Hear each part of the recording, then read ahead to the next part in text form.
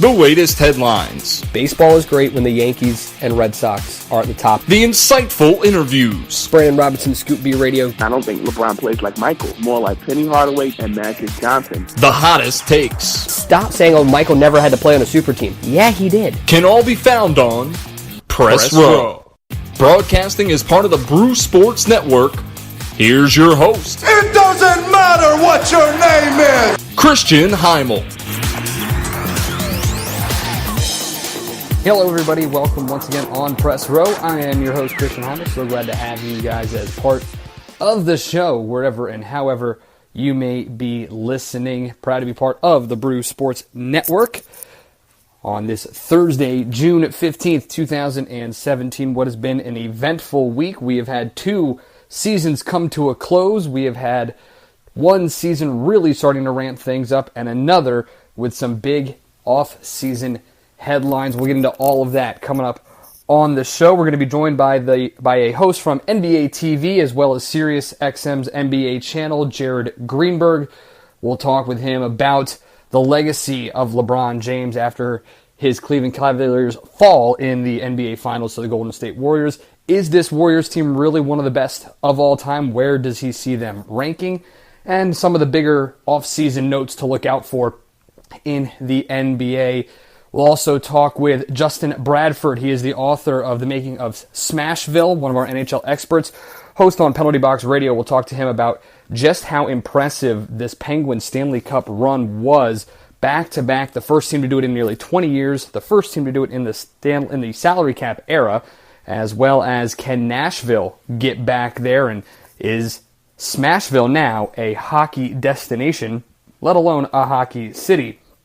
Also touch on some of the biggest news and notes of the NFL, the Major League Baseball season, and a quick little preview of the U.S. Open coming up this weekend, this Father's Day weekend here, coming up in just a couple of days. U.S. Open getting underway today, but we begin in the association in the NBA where the other night the Cleveland Cavaliers and Golden State Warriors, Game 5, and it looked for a moment as though Cleveland may have had a chance to tie that series up, or at least get closer, at 3-2, but too much Kevin Durant, too much Golden State Warriors, and it was a win for Golden State, their second title in the last 3 years, this time winning it at home in 5 games over Cleveland. And you know, it's really amazing to watch the Warriors brand of basketball. It's very similar in terms of the Spurs and what Greg Popovich did. It's a very team-oriented style. Steve Kerr knows the importance of moving without the basketball. It's what made his career so impressive, especially with the Chicago Bulls. He benefited a lot from moving without the basketball and just passing in general.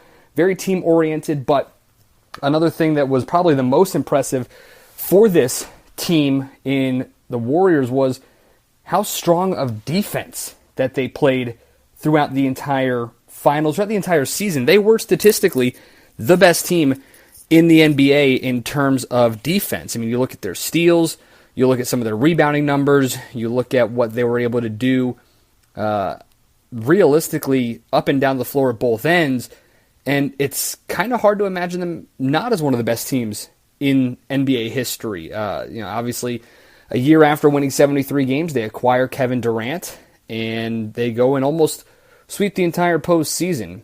But congratulations to them, Steve Kerr, Steph Curry, all of them. Jerry West, one of the great basketball players of all time, is a special contributor to the Warriors. And this is something that, whether you like it or not, you're going to see for a couple of years still. You look at some of what the Warriors have from a cap space issue or contract situation for the next couple of years. You look up and down their payroll here for the 2017-2018 season. Kevin Durant is under contract. Klay Thompson is still under contract. Draymond Green under contract. You're going to have to figure out how much are you going to be able to pay Steph Curry, Andre Iguodala.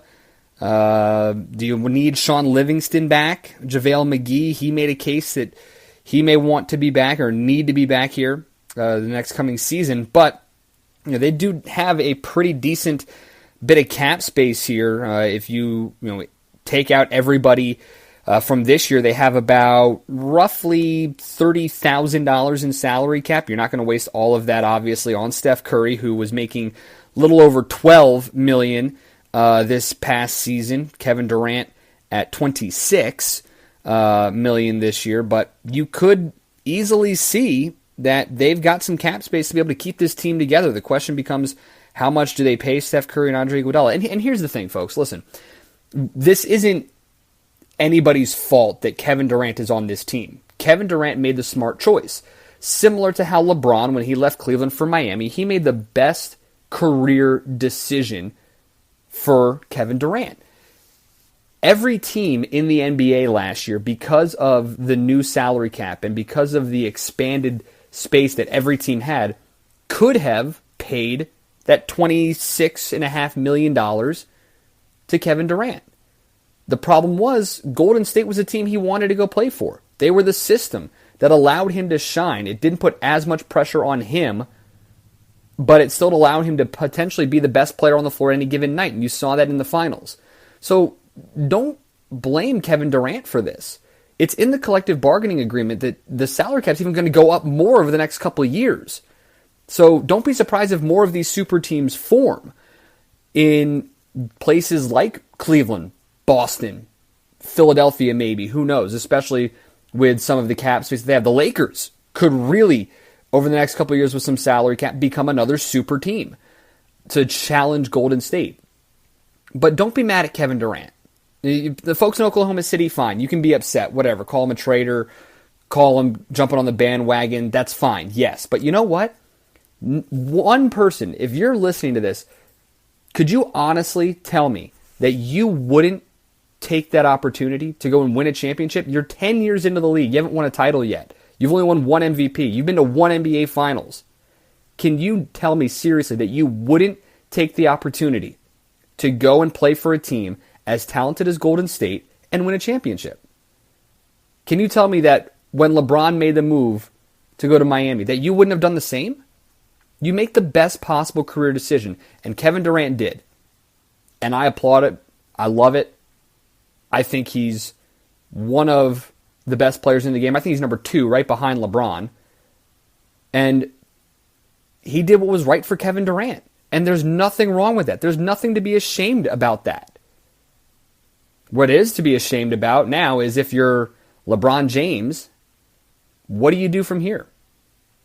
Are you able to really put together a team? The GM's contract is going to be coming up soon. Are you really going to be able to put together a team that can win an NBA championship again?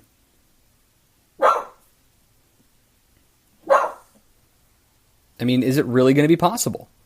You look at their salaries for next year, these are all the guys that they already have under contract for 2017-18. LeBron, Kevin Love, Kyrie Irving, J.R. Smith, Iman Shumpert, and Tristan Thompson, who looked at times like he didn't deserve to be on an NBA roster in these finals. Richard Jefferson, Channing Frye, they are all already under contract. They don't have much cap space to go out and get somebody. They don't really have any draft picks to go and get anybody in the draft. So they're going to have to trade some pieces here. And I know we've heard the Kevin Love for Carmelo. That is such a bad trade for Cleveland to make. Unless you're going to tell LeBron James, hey, don't be a scorer, let Carmelo handle that, which is asinine and ludicrous to even consider. I don't know what you can do. Unless you can find someone and find a great landing spot for Kevin Love and get a legitimate number 2 point guard or a legitimate shooting guard to really come in and be dominant. If you can find a way to trade and get, let's say, Jimmy Butler, do I think that's possible? No, I'm just throwing names out there. But the biggest thing to me when I watched that finals and I watched the Cavaliers, and I even saw this in the regular season and in the Eastern Conference Finals against Boston. When LeBron James isn't on the floor, and I touched on this last week, the Cavaliers are lost. They have no idea what they're doing. No idea. But if you can find someone that when LeBron needs that rest, because he plays more minutes than anybody in the game right now, if you can find someone to step up and be a leader on the floor when LeBron's not on the floor, when Kyrie's not on the floor, that's the missing piece. But you got to find the right trade for that. And you got to find the right player who's willing to sit there and go, okay, yes, I will be a bench player. It's hard to find that in today's NBA. You don't get Andre Iguodala's a lot. Guys who are willing to sacrifice. He was a 20-point-a-game player before arriving in Golden State. Since he's played for the Warriors, he's averaging 7 points a game. And he's got 2 championships, and he's completely fine with it. You're not going to find selfless guys like that who are dominant, but also selfless. So I don't know what the Cavs do. I don't know what Dan Griffin does. It's going to be interesting, but I can tell you, part of me is just sitting there the other night after that game watching LeBron walk off the floor, and I'm sitting there going, he's probably in that locker room right now looking around at every single guy and going, you're not here next year, you're not here next year. LeBron's picking and choosing who he wants there because this is all going to be his legacy. And I get the whole, now he's 3-5. It's going to be very tough for him to catch Jordan. But as I touched on last week, he doesn't play the same position as Michael. He doesn't play in the same era. In my mind, he is number 2, maybe number 3 all time, behind Michael and Bill Russell. That's mine. Those are my top 3. He is in my starting 5 along with Magic and Kareem. But this doesn't hurt LeBron's legacy. The guy averaged a triple-double in the finals. The only player to ever do that. He was the reason the Cavaliers were even able to be in the NBA Finals. And I get it. Jordan was 6-0 with 6 Finals MVPs. But you know what? That team was so good that even the few moments when Jordan wasn't on the floor, they didn't skip a beat. When LeBron's not on the floor, the Cavaliers look like they don't belong in the playoffs. And until they add some pieces that help close that gap between the bench and the starters, they're not going to win another championship. Golden State's going to be there. We know that. I don't know if Cleveland's going to be able to get back, especially with how talented the Wizards are, with the Celtics having the number 1 pick, what they could do this offseason. It's going to be tough. Just how tough it's going to be, we will wait and find out. A guy who might be able to help us with a little bit more insight is Jared Greenberg, host on NBA TV as well as Sirius XM NBA channel. Jared, thanks a lot for the time. Thanks for having me, buddy. Appreciate it. Let's get right into it. The Cavaliers and Warriors NBA Finals. The Warriors winning in 5 games after a year in which they won 73 games. They go out and get the best player available in Kevin Durant, and they almost sweep the postseason. What did these NBA Finals have to say about the current state of basketball in the NBA? No, I love this year. You know, I'm very different than most. I think. You know, I think that this has kind of been what the NBA has been about: great teams and great basketball. If you are not a fan of either team or have a specific rooting interest, I don't see how you didn't enjoy the brilliant way that the Warriors played team basketball. So much of the time we complain about, you know, individuals going out there for themselves, playing selfish basketball, either trying to showboat or trying to do what's best for them rather than for the team, and just going and displaying their talents. We saw great players sacrifice parts of their own game for the greater good and come together and put together one of the great teams we've ever seen. And they didn't do anything against the rules. They didn't bend the rules. They didn't do anything to manipulate the system to get these great players together. It was just that the timing was right for Kevin Durant to have the ability to become a free agent, and the Warriors, because of the increase in the salary cap, had the room to fit him in, just like so many other teams did. I mean, virtually all teams in basketball last year could have paid Kevin Durant what the Warriors paid him. He just chose to go to the Bay Area. You know, you're right. Aesthetically, when you watch the Warriors, they are a lot of fun, especially the way they move without the basketball. The way they move the basketball in general. Speaking with Jared Greenberg, NBA TV, Sirius XM NBA host. When I watched this finals, especially fourth quarter of Game 5, it seemed as though that Warriors system and how well they moved the basketball really exposed the Cavaliers' defense. And the Warriors played great defense in their own right, but it kind of reminded me, and I brought this up earlier, of the Spurs and Greg Popovich and that style of basketball. Is this system that Steve Kerr has put in place in Golden State, is this the future of the NBA? No, I mean, I would love to say it is, but there's just a stubbornness by some teams and a lot of players to play this way. You know, I would say the future of the NBA that we saw from the Warriors that will be taken out of this is the continued growth of small ball, or I guess it's interesting to put it that way, growth of small ball. But I think that we're going to see teams find ways to be more athletic, to be quicker, to have the ability to be more versatile in their lineups. But I think that the model that the Warriors put out there is easier said than done. It's not just copy and paste. And I think that for whatever reason, there are some players, coaches, organizations that are just resisting the ball movement, man movement trend that we've seen from, like you said, the Spurs and the Warriors that'll prevent this from being a league-wide style. He's Jared Greenberg, NBA TV, Sirius XM NBA channel. I know it's tough to compare across eras, what with the new rules, what with the new technology and nutrition that players have available to them, but this 2016-2017 Warriors team and how talented they were, where did they rank among the greatest teams of all time? Are they there with the Lakers and Celtics of the 80s, the Bulls of the 90s? Where do you rank this 2016-2017 Warriors team? Yeah, I'm kind of with Steve Kerr on this one. You know, it seems like technology and human advancement is clearly head and shoulders better in every area. But for whatever reason, we want to put basketball players or athletes as part of life that hasn't evolved to be better than it was 20, 30, 40, 50 years ago.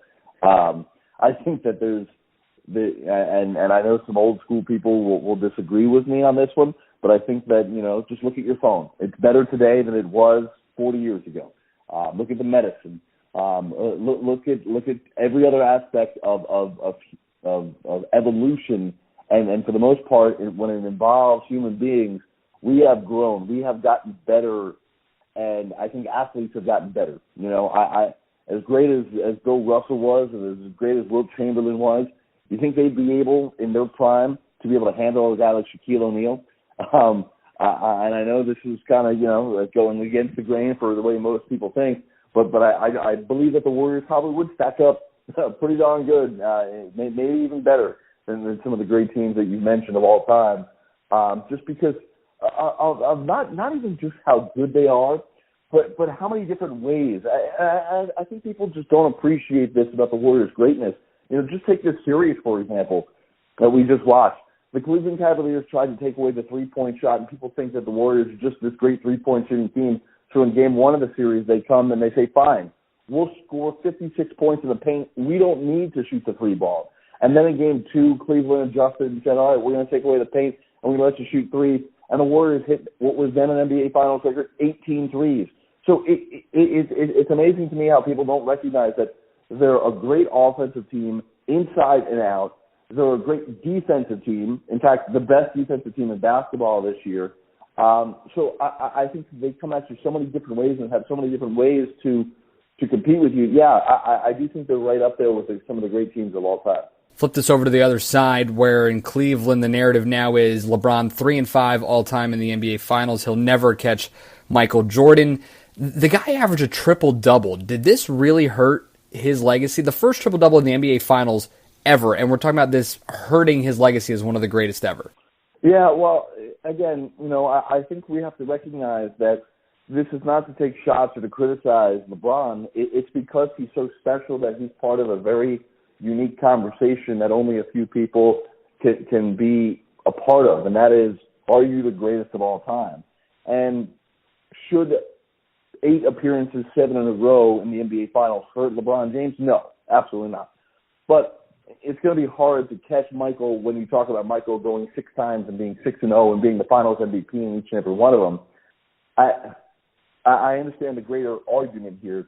I would say LeBron was really good in this series, right? You mentioned the triple-double. You mentioned how he was just a force that even a couple of years ago when they lost to Golden State, we talked about Andre Iguodala winning the Finals MVP. Iguodala didn't shut LeBron out. It's just what slowing him down is good enough to earn Finals MVP. I think that LeBron was really good in spurts. I also think that he let his team down sometimes. When you're complaining to the refs instead of getting back on defense, when you're not making the right rotations or not making the right effort and hustle plays on the defensive end, as much as you want to talk about how good you were offensively and how you helped your team and did everything to help your team, you didn't really do that on the defensive end all times. And on one hand, I kind of understand it because he has to do so much. I mean, it's amazing to think that when Kevin Durant and Steph Curry would sit out and it would just be Klay Thompson on the court as the best player for Golden State, which is, by the way, a really good player still in my mind, one of the top 15 players or 20 players in the league that's really good. But LeBron James would also come out in those instances, and the Cavs would be left with Kyrie Irving and Kevin Love, not just two all-stars, two guys who started on the Olympic team, who have done that in their career, and they couldn't handle Golden State, right? The Cavaliers were so dependent on LeBron that anytime he would come out, it would be a negative for them. So I get that LeBron had a great series. I also think that for whatever reason, this team is incapable of functioning without him. They're very dependent on him, which says a lot towards him, maybe a negative towards the team. But ultimately, what we're talking about in all of this is a greater conversation about where he ranks all time. So, yes, this kind of plays into the argument of whether you think he's better than Jordan, better than Kareem, better than Magic, better than Wilt or Russell, wherever you have your rankings. And ultimately, it's going to be factored into how we rank your own list. Is he in your top five?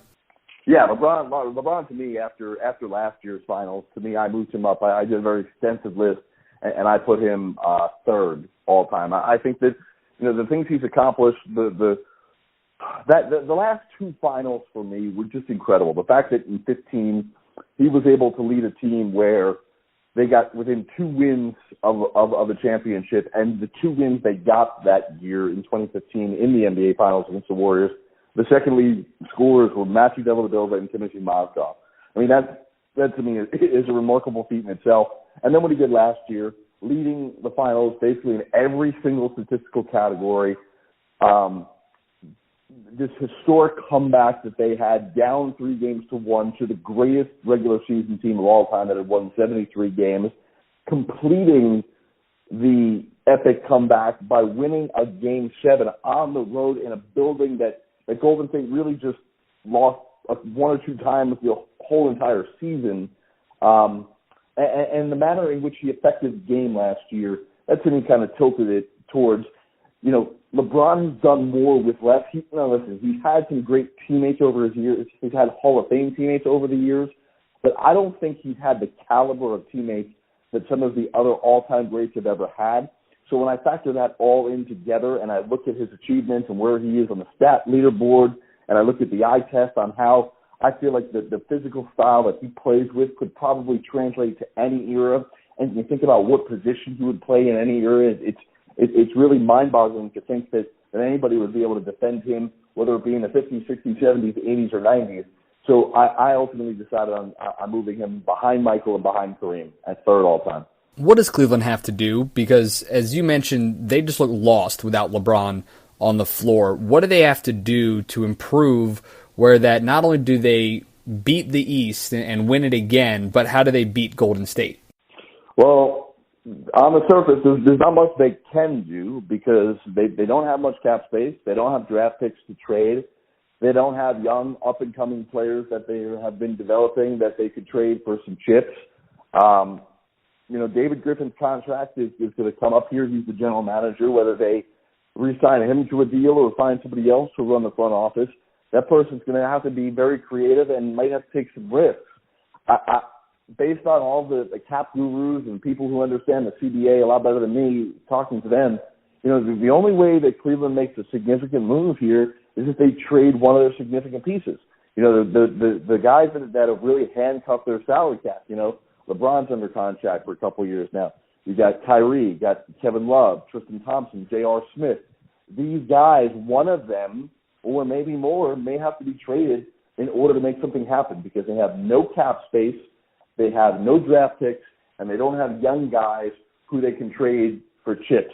So to me, if they want to make a move, if they really feel like they need to improve their personnel to get to the level of Golden State, because I still believe they're better than everybody in the East, but if they want to get to that level of Golden State, they may have to give up something to get something. He's Jared Greenberg, NBA TV, SiriusXM NBA.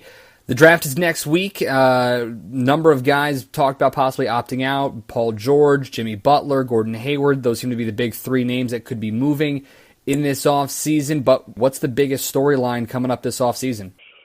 Well, I think it's a bunch of different things. You start with the Boston Celtics, who are coming off of a great season where they got to the Eastern Conference Finals, and now they've got the number one pick. And I think they've got a lot of decisions to make because, you look at the NBA the last several years, and even the best of the best rookies don't help their teams win playoff games or get into the playoffs. So, whether the Celtics go with Fultz or Ball or surprise us and go in a different direction, they have to make some personnel moves because they still have a lot more assets that they've collected from that incredible Nets trade and some other moves that they've made since, where they have to decide with who they have, what is the core moving forward that can get them past Cleveland, right? Because as much as we talk about Cleveland chasing Golden State, it is everyone chasing the Cavs in the East. So I don't believe that Boston's that far behind, but they are probably one or two, more likely two pieces. And can you count on a rookie? Can you count on a guy like a Fultz or a Ball or a Jackson or whoever it may be to take you over the top? And I don't believe the answer is yes right away. Now, 3 years down the line, 4 years down the line, maybe.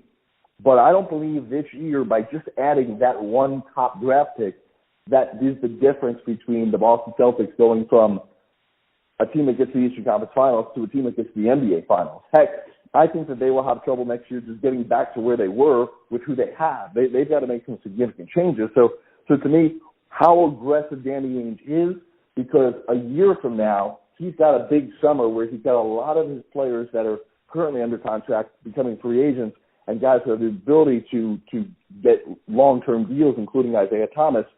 Do you want to give that type of deal to a guy like Isaiah Thomas if you're drafting another point guard, or are you willing to bring in? Are they going to be able to land a Gordon Hayward? Are they going to be able to trade for a Paul George or Jimmy Butler or whoever it may be? I think Boston is kind of going to dictate how the market goes once they decide what to do with this pick and how they're going to handle the personnel they currently have. Celtics are on the clock. Going to be a fun offseason in the NBA. Jared Greenberg, NBA TV host, as well as SiriusXM NBA. Enjoy the summer, my man, and thanks a lot for the time. Appreciate it. You got it. Anytime, man.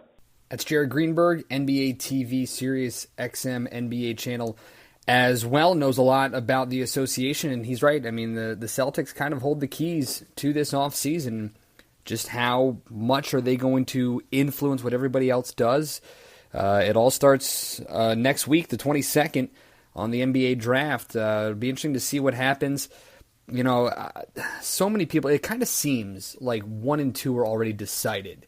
Like it's going to be Markelle Fultz and then Lonzo Ball. After that, it's kind of up in the air. But depending on which mock drafts you look at, who knows? I mean, I saw one yesterday. Bleacher Report had Josh Jackson, the Kansas forward, going to the Lakers at number 2. Some Sports Illustrated, I think, has him going 3 to the Sixers. I love Josh Jackson. I really do. I think he is 100% capable of being that number 1 pick. If you're the Celtics, one of the biggest issues was rebounding this year. And a guy like Jackson, small forward, he's got a chance to make an impact on the glass. He's got a decent outside shot. I don't know if it's something that you really take and go after him. He may be a reach, and earlier this week he canceled apparently a workout with the Celtics, so seems unlikely that Boston's going to go after Josh Jackson. It really does kind of seem set that it's Markelle Fultz and Isaiah Thomas in the backcourt next year, which, if that's the case, that might be the best backcourt duo in the league. Bradley Beal, John Wall, Steph Curry, Klay Thompson, if you want to call that a backcourt. You can't really call LeBron and Kyrie, Kyrie and J.R. Smith, DeMar DeRozan and whoever. There really aren't many combinations, but a guy like Fultz could be it, but I don't know if he's really the missing piece. I don't know if Boston can trade down somewhere. Is there a place for them to trade to really get someone that makes a big splash and really helps the Celtics out? I mean, can they trade down to Sacramento at the 5 spot and maybe get Jason Tatum? Maybe Josh Jackson is still around, Malik Monk, De'Aaron Fox. There's a number of possibilities there, but then the question is who are, because you can't just straight swap picks if you're Boston. You got to take more than just the number 5 pick from Sacramento. I mean, do you try and get a guy like Rudy Gay? Tyreke Evans is a free agent, but is he worth spending the money on? He just made $10 million. Could you trade realistically down to the Pacers? Could you trade for the Pacers pick and Paul George and get him for that number 1 overall slot? And then you have a tremendous talent in Paul George everybody talks about, and you still have a pretty good draft pick. I know the Pacers made the playoffs, but you could find someone down in that 17-18 era.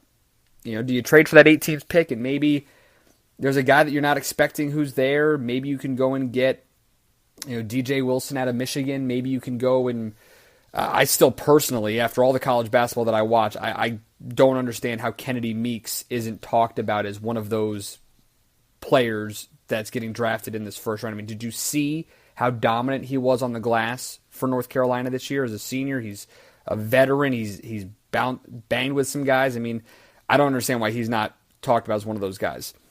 Or maybe if you're the Celtics, you do trade that number 1 pick to Sacramento and you get both their picks, 5 and 10. Then you could get Tatum and Lauri Markkanen. Zach Collins. Who knows? I mean, the Celtics do kind of hold the keys to the offseason. If they can get Gordon Hayward, maybe a sign and trade with the Jazz. I don't know. They definitely hold the keys, though, to everything that is important for the NBA offseason. But for now, it's another championship for Steph Curry and the Golden State Warriors, the first for Kevin Durant, who, despite everybody somehow just now realizing how good he is, elevates himself to another stratosphere, I guess, in the NBA now with a finals MVP and a championship. So good for them. I don't know. It's back to the drawing board for the Cavaliers, and we'll see what happens. You're on Press Row. I'm Christian Heimel, broadcasting part of the Brew Sports Network. Glad to have you along, listening wherever and however you may be. If you want to get in contact with the show, you can tweet me at Chris Heimel. Happy to answer any and all questions coming up next week as we get set for the NBA draft and inch closer and closer to the MLB trade deadline. We'll be joined by Jared Smith of New York One next week. Talk a little bit about the Yankees and Aaron Judge's insane talent, as well as what they may be doing towards that trade deadline, if they're going to be sellers. What's going on with the Mets? Are they sellers or are they buyers here to try to make a run at the Nationals in that lopsided NL East? One season that also came to a close over the week was the NHL season, the Stanley Cup Final.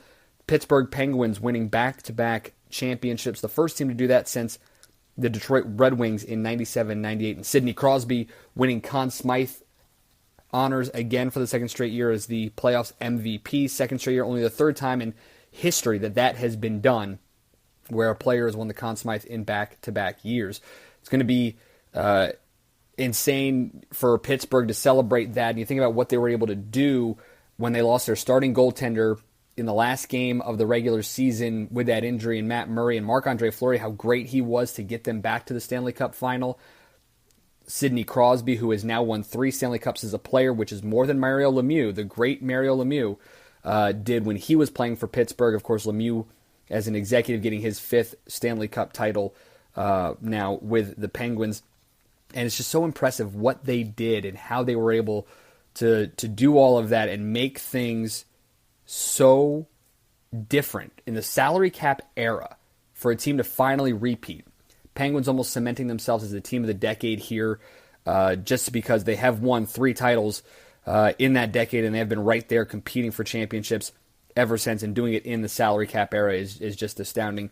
Meanwhile, when you flip it over to Nashville, and I was kind of like looking at the other side of the coin here when a team loses a championship, I think this is the best possible thing for Nashville.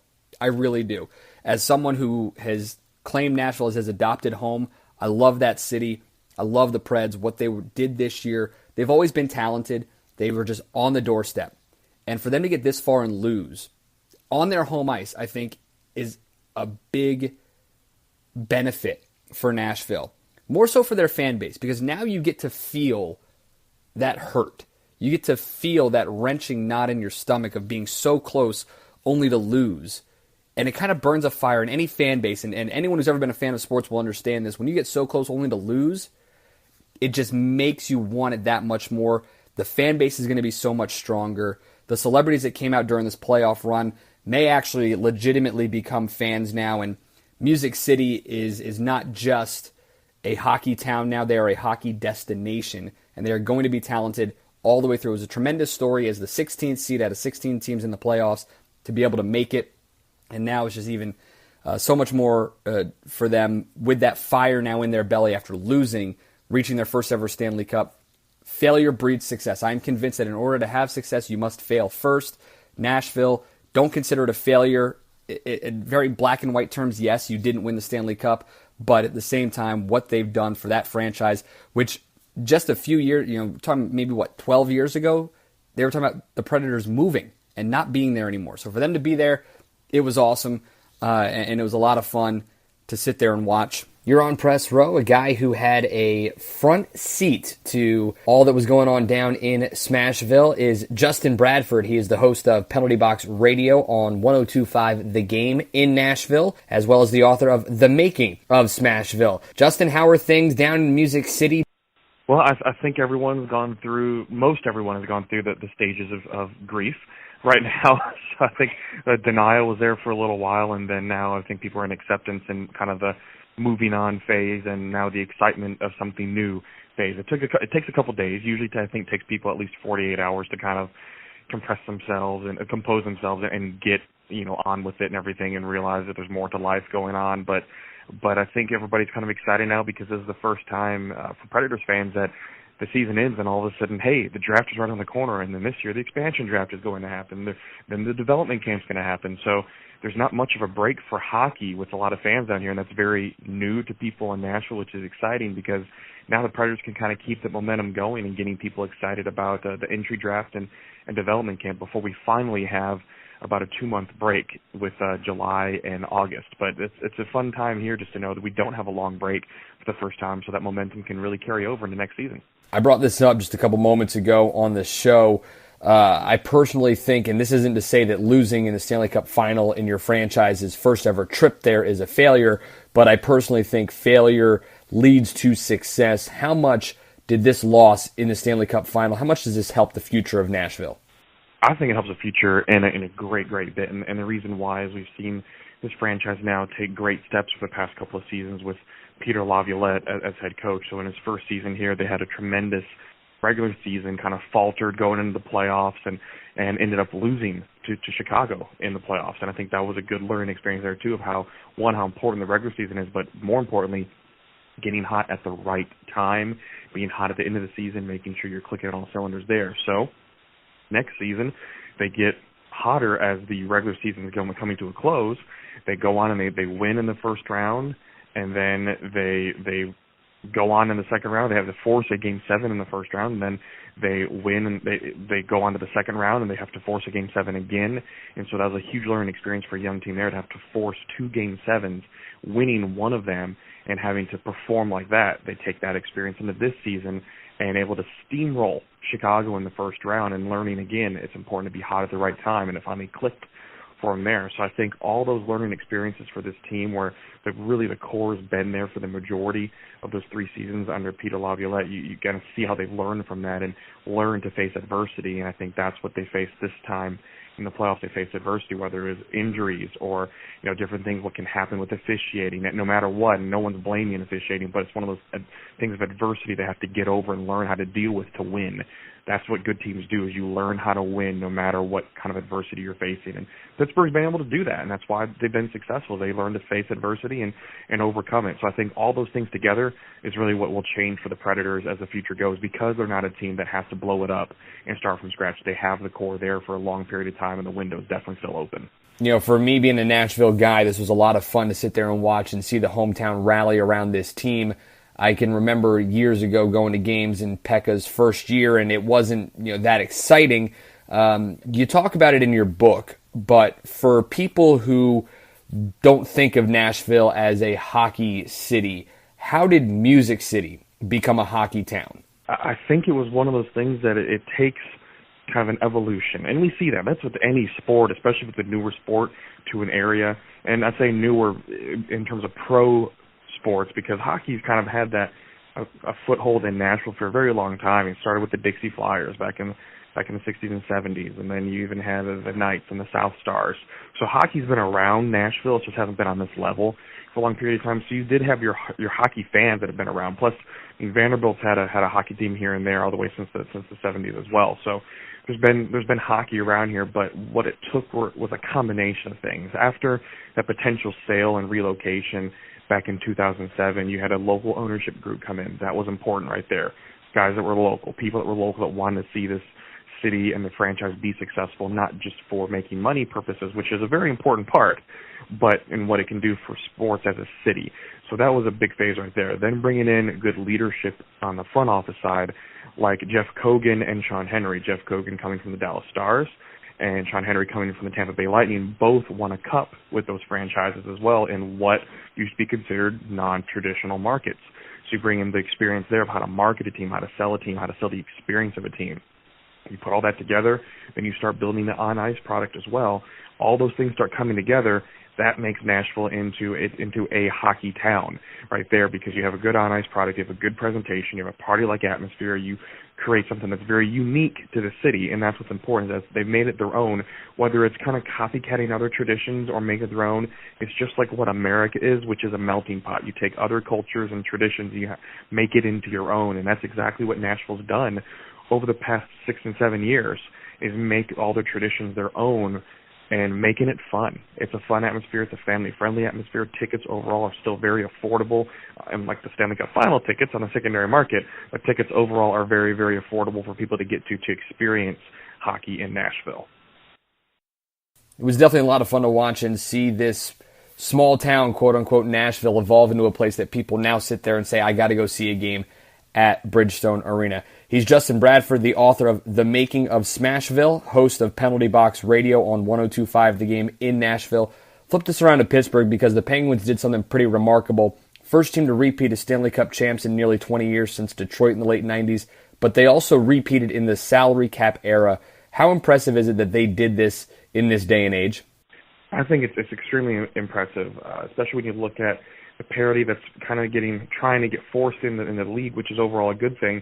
You have a lot of good teams there, and it shows just like how the Predators, as the 8th seed out of the West, 16th overall, were able to make that run as well. But with the Penguins, I mean, they still weren't the number one overall either, and they had to overcome a lot of things too. But that team that has overall been together was able to overcome anything that faced them, whether it was injuries to some of their star players, Chris Letang, pretty much being out. I mean, that was a huge, huge piece that they're missing on the blue line. But then you have other guys that are able to step up. On the forward units, you have young guys able to step up, like a Jay Gensel able to step up. So it shows a lot of the organization for the Penguins in terms of how they've been able to draft as well, and bringing in key pieces over the past few years to make sure the team's still competitive, because they haven't had to go through a major blow-up like what you've had to see with Chicago before and LA before, where you have to get rid of key pieces and trade them away. Chicago's been successful, too, with drafting and attracting free agents that are willing to take a pay cut just to be able to have a chance to play for the Cup. So I think what you see out of Pittsburgh and what they've been able to do is those leaders on that team know how to get the team to play no matter what's going on, no matter what the adversity is. I mean, they lost 2 games in Nashville, and you could tell that in Game 5 they played their best game of the playoffs, period. And everybody had been waiting for that to happen. They've been waiting for the real Pittsburgh Penguins to show up with that speed and that dynamite, explosive offense, and that's exactly what we saw when they shut out the Predators in Game 5, was the really dangerous Pittsburgh Penguins we've been kind of waiting to see all playoffs. They showed up in Game 5, and that credits a lot to the players in that team, the leadership in the team, and the coaching staff of Mike Sullivan, I mean, what he's been able to do. And then Matt Murray, the way he played stellar in both Games 5 and Game 6 to make sure that they were going to win both of those games. So all that together, it just shows a reason why they're the championship team for 2 years in a row. We like to do this thing in sports where we compare the guys we're currently watching to the guys we used to watch. Sidney Crosby now has 3 Stanley Cups as a player, 1 more than his boss, Mario Lemieux, did when he was in Pittsburgh. What does this do for Sidney's legacy as a hockey player? Because you can remember when he came in with Ovechkin, who was the better player. That's not really an argument anymore. But what does it do for Sidney's argument in terms of that all-time hockey ranking? I think it obviously boosts it. I'm not stating the obvious right there, and it was kind of funny. I saw an article come out before, I think it was Game 5, and how this Stanley Cup final would help cement the legacy of Sidney Crosby and Evgeny Malkin. Like, they already had 2 cups. I don't think their legacy is going to hurt too much, even if they ended up losing the Stanley Cup this year, but it certainly helps just because it shows the caliber of player that he is, and no matter, I'm sure fans, there's so many fans out there that hate him, but with the style of play that he does, he gets away with stuff, and that's one of those things that players learn to do. He learned to get away with stuff, and he's successful at it. That's what every athlete does. You push to the gray area to see what you're able to do to be successful, and that doesn't matter what sport it is.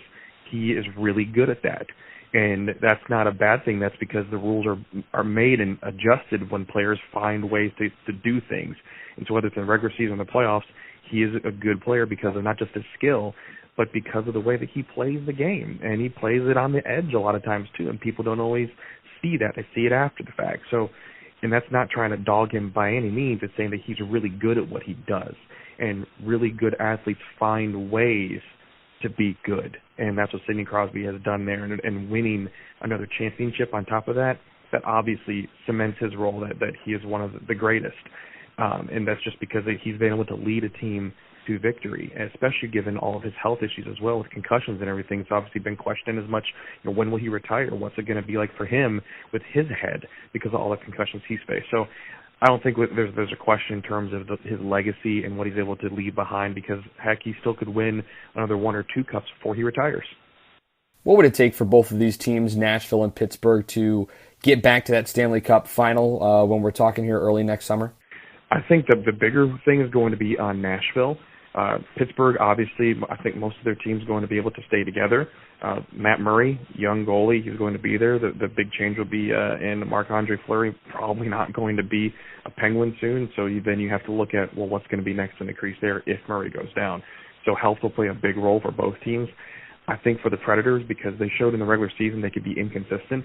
Injuries did have a lot to do with that on the blue line, especially when you add an element like PK Subban into it as well, and trying to get used to the chemistry between new partnerships on the blue line. So I think in the terms for the Predators, it's stay healthy, keep building on what they did this season, and win more in the regular season.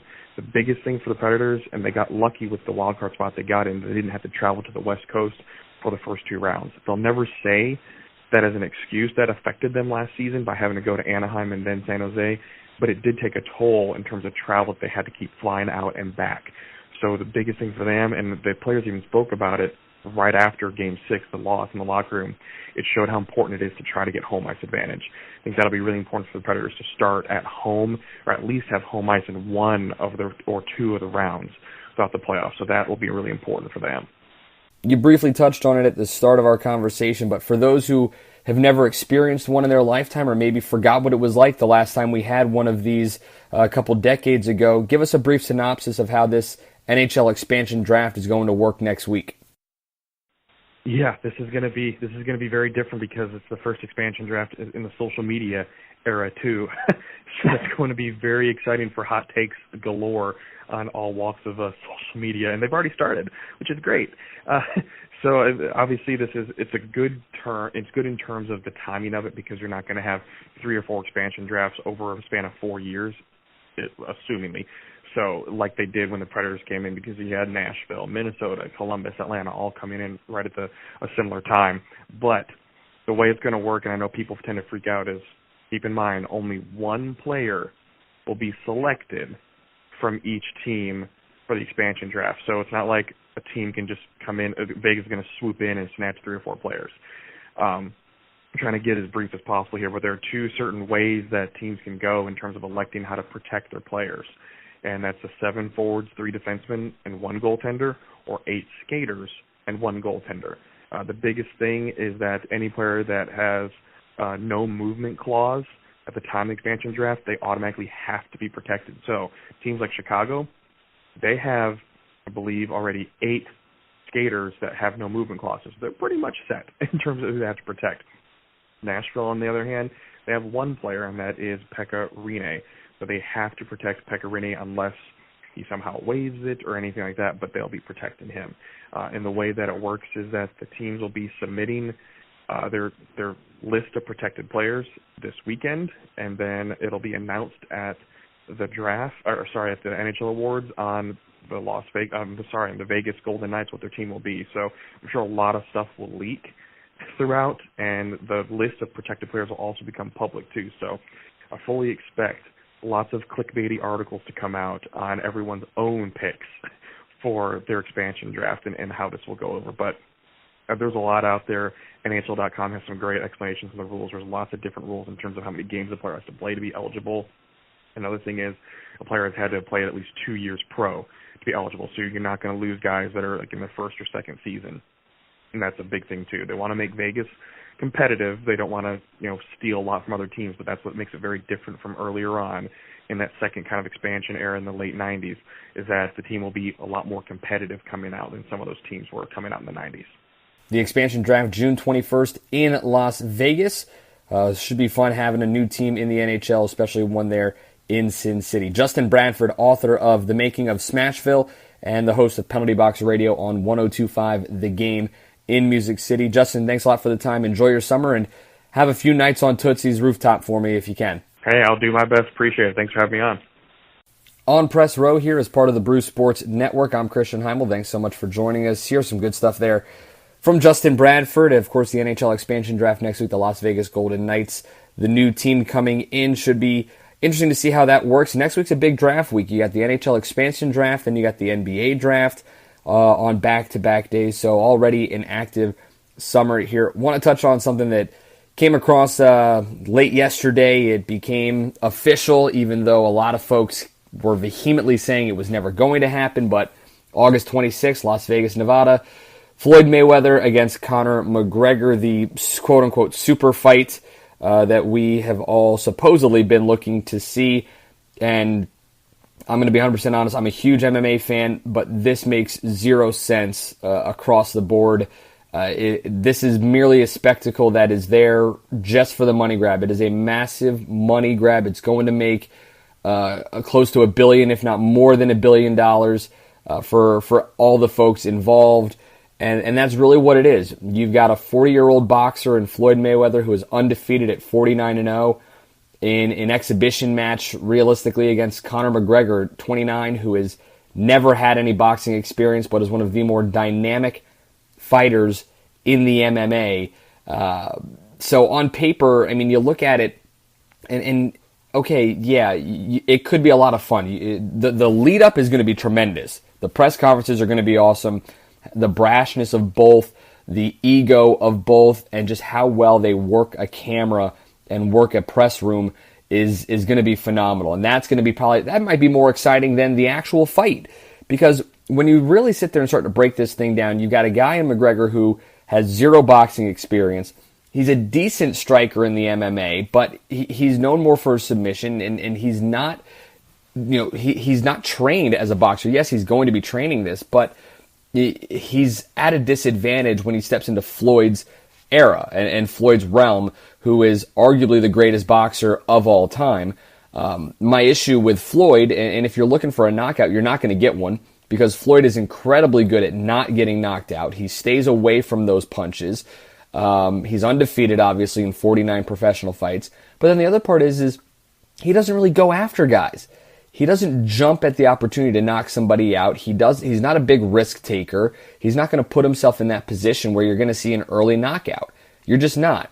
And Conor, I don't think he may go in there and try to knock him out, but again, Floyd is going to do his best to not, and that's what he's always done. That's what he's been best at throughout his entire career, is not getting caught. But then again, I look at this, and I can't really look at it objectively, because how in the world does this benefit anybody? And the real person to blame for this is Dana White. Because, all right, let's say it this way. Say Floyd loses, okay? You go to 49-1. Are you giving up a title? No. So let's say Floyd loses here, and Conor defeats him. Dana White may have just lost. If Conor wins, he may lose his greatest marketing chip in MMA. You know how much people pay to watch Conor McGregor fight because of all the taunting, because of the trash talk, because of the lead up into his fights? That's why people go watch. The Nate Diaz fights were incredible to watch because you had two of the more braggadocious fighters in the MMA going toe-to-toe. It was awesome. It was so much fun. I love those fights. So you got Conor, who, if he beats Floyd Mayweather, arguably the greatest, he may sit there and go, you know what? I might have a career in this boxing thing. And then he leaves the MMA. How does that benefit Dana White? Or, flip it around. Conor loses. Sure, it doesn't really hurt Conor much because he's not a boxer. This isn't his style. This is what Floyd was supposed to do. Big deal. But it kind of turns the MMA into a joke. And sits there and go, oh, yeah, you just put your best fighter out there and he got punked by a 40-year-old Floyd Mayweather. It doesn't really do much. Will it be fun to watch the lead-ups, the press conferences? Yeah. I'm not going to pay a cover charge, though, to go watch it. I'm certainly not going to pay for the pay-per-view. But if there's a bar that's got it on for free, or I can find a way to watch it online for free, yeah, maybe. I'll take a look at it.